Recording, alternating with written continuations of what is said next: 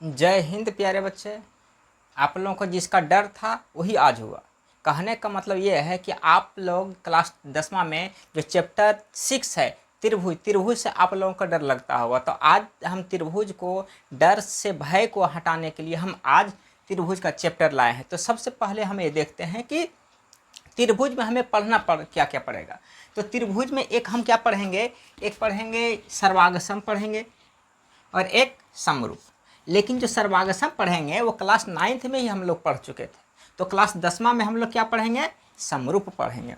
तो सबसे पहले बात आती है कि सर्वागसम किसको कहता है, इसके बारे में पहले जानना है। तो सर्वागसम क्या है कि जिसका आकार और अमाप बराबर हो।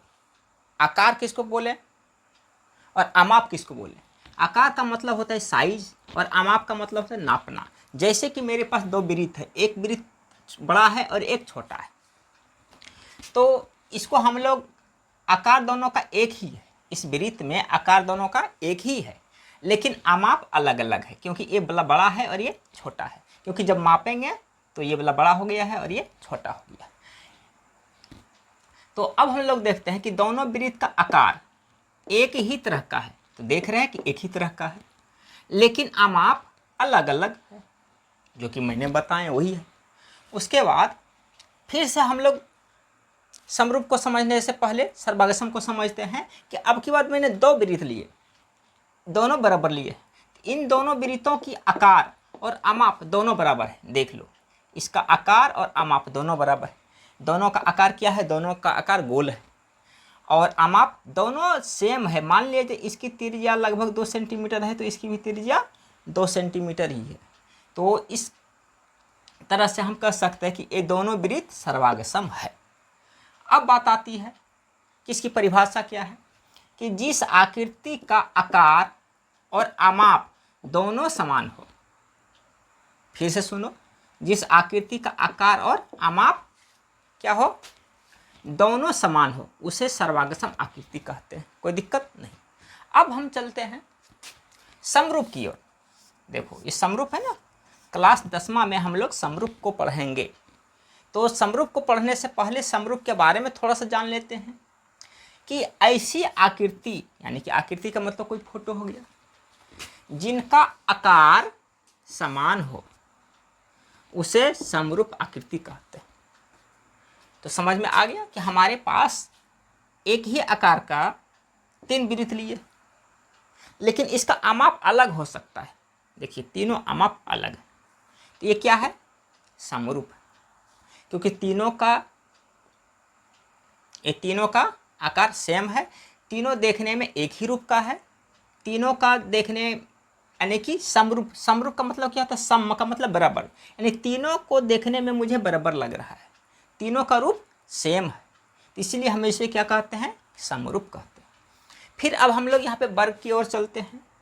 वर्ग की आकार एक ही जैसा है क्योंकि ये सब तो वर्ग ही है, तो ये समरूप कहलाया। त्रिभुज का भी हाल वही है कि दोनों का आकार सेम ही है। अब आती है बात कि सभी वृत्त समरूप होते हैं, यानी कि जितना भी वृत्त होगा सभी वृत्त क्या होगा, समरूप होगा। ये सवाल हो गया। सभी वृत्त समरूप होते हैं और सभी वर्ग भी समरूप होते हैं। ध्यान से समझना इस बातों को। सभी वृत्त समरूप होते हैं और सभी वर्ग भी समरूप होते हैं। और सभी त्रिभुज, कौन सी त्रिभुज, सब त्रिभुज नहीं, समबाहु त्रिभुज, समबाहु त्रिभुज, सभी समबाहु त्रिभुज समरूप होते हैं। क्योंकि त्रिभुज 3 प्रकार का होता है, भुजा के आधार पे भी 3 प्रकार का होता है। तो हम बात कर रहे हैं सिर्फ समबाहु त्रिभुज के। समबाहु त्रिभुज किसे कहते हैं, जिसका तीनों भुजा आपस में बराबर हो, उसके साथ कोण भी आपस में बराबर हो, इसी को हम लोग क्या कहते हैं, समबाहु त्रिभुज। आगे हम पढ़ेंगे इस सब के बारे में। अब मैंने सिर्फ यही समरूप के बारे में लिखे कि तीनों वृत्त, तीनों वर्ग और तीनों समबाहु त्रिभुज का आकार समान है और अमाप अलग अलग है, मतलब अमाप समान नहीं है, कोई दिक्कत नहीं। तो समरूप और सर्वागसम के बारे में जान गए। अब कुछ हमने पॉइंट्स को लिखे हैं कि सर्वागसम की सभी आकृति समरूप होता है।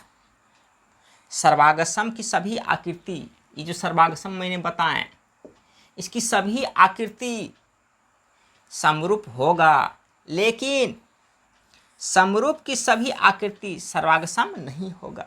क्यों नहीं होगा? क्योंकि इसका आकार तो एक ही है लेकिन अमाप अलग।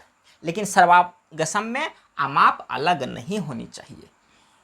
तो बच्चे अब इस क्लास को तो अब हम समाप्त करते हैं, लेकिन अगर ये चाहिए कि त्रिभुज का पूरा क्लास चाहिए तो हम आपको त्रिभुज का सारा क्लास अवेलेबल कर देंगे।